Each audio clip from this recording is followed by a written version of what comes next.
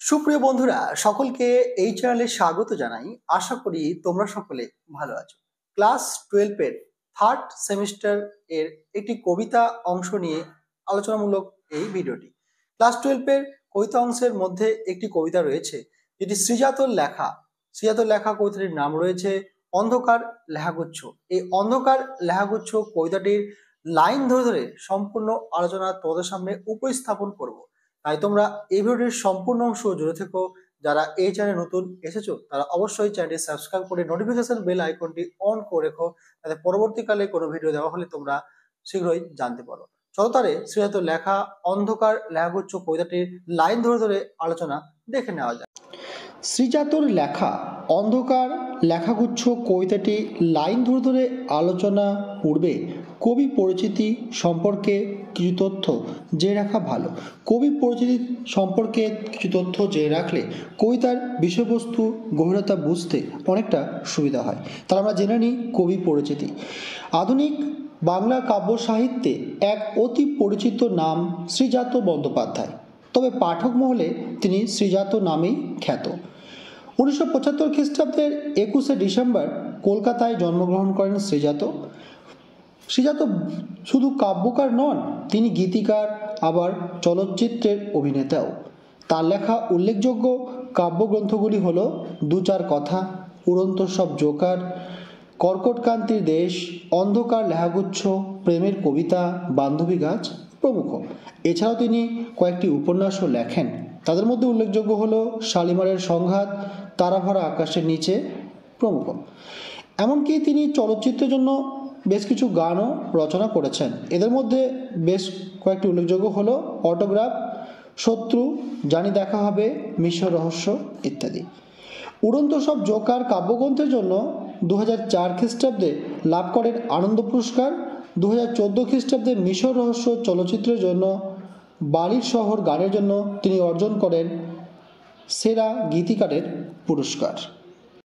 অন্ধকার লেখাগুচ্ছ কাব্যগ্রন্থটি শ্রীজাতর লেখা 14 নম্বর কবিতাটি উচ্চ মাধ্যমিক শিক্ষা সংসদে পাঠ্য করা হয়েছে। শ্রীজাতের অন্ধকার লেখাগুচ্ছ কাব্যগ্রন্থের 14 নং কবিতাটি উচ্চ মাধ্যমিক শিক্ষা সংসদে থার্ড সেমিস্টারে পাঠ্য। আলোচ্য কবিতায় কবি তুলে ধরেছেন মানব সভ্যতায় ধর্মের অবস্থান কোথায়। আবার কথাও ঠিক যে এই ধর্ম কোনো প্রাতিষ্ঠানিক ধর্ম নয়, এখানে কর্মই ধর্ম। যে মানুষ তার কর্মকেই জীবনে প্রাধান্য দিয়ে তারই মধ্যে আত্মমগ্ন থাকে, সেটাই তার ধর্ম। কোনো সাহিত্যিক, শিল্প, রাজনীতিবিদ বা অন্য কোনো পেশার সঙ্গে যুক্ত মানুষ তিনি যদি তার কর্মক্ষেত্রে নিষ্ঠার সঙ্গে কাজ করেন, সেটাই তার ধর্ম পালন। আলোচ্য কবিতায় কবি ধর্মের এই প্রকৃত সত্যকে তুলে ধরেছেন। এরপরে আমরা অন্ধকার লেখাগুচ্ছ কবিতাটির লাইন ধরে ধরে সম্পূর্ণ আলোচনা বুঝে নেব। তিনি কবিতার শুরুতেই বলছেন, আব্দুল করিম খাঁর ধর্ম ছিল গান। আব্দুল করিম, তার ধর্ম কি? তার বিশেষ কোনো প্রাতিষ্ঠানিক ধর্ম নয়, তার ধর্ম হচ্ছে গান। তার গান হচ্ছে তার ধর্মের একটা সাধনা ক্ষেত্র। ভারতবর্ষের শাস্ত্রীয় সঙ্গীত জগতের স্বনামধন্য এক ব্যক্তিত্ব ছিলেন আব্দুল করিম খাঁ।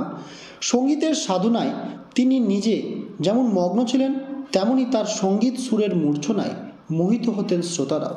সঙ্গীতে ছিল তার প্রাণ, সঙ্গীতকে তিনি তার আপন ধর্ম হিসাবে আত্মস্থ করেছিলেন। অর্থাৎ আব্দুল করিম খাঁর ধর্ম ছিল গান।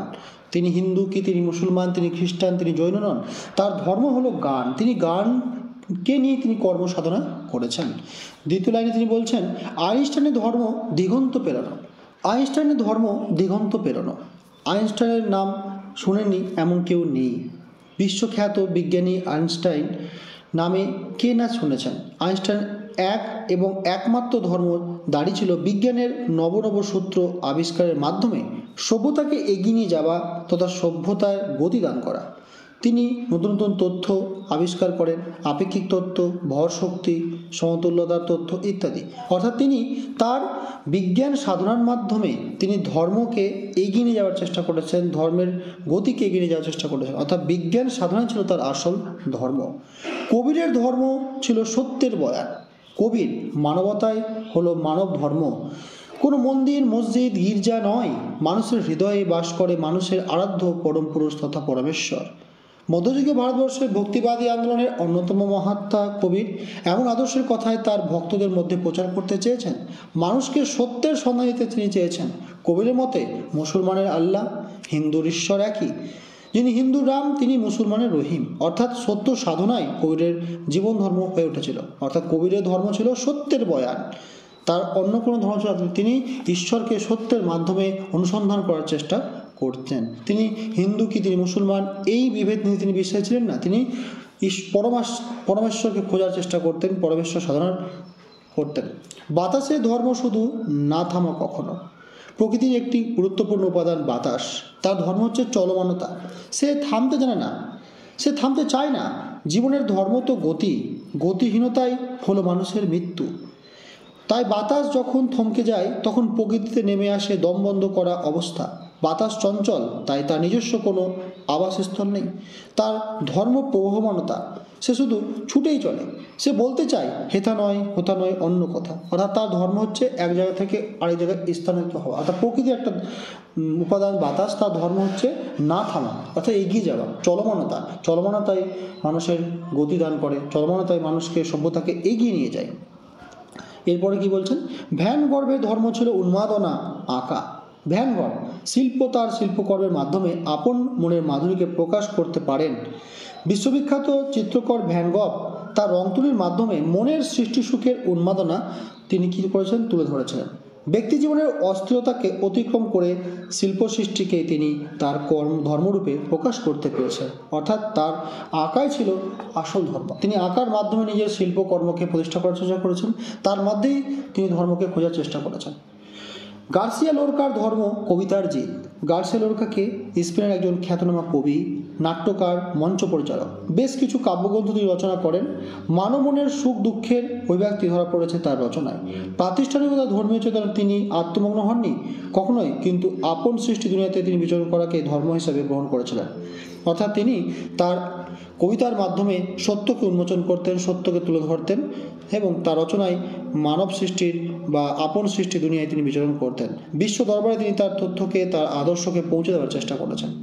লেনিনের ধর্ম ছিল নতুন পতাকা। লেনিন ইতিহাসের এক বিখ্যাত নাম লেনিন। রুশ বিপ্লব তথা বলশেভিক বিপ্লবের কথা এলেই মনে করতে হয় যার নাম, তিনি হচ্ছেন ভ্লাদিমির ইলিচ লেনিন।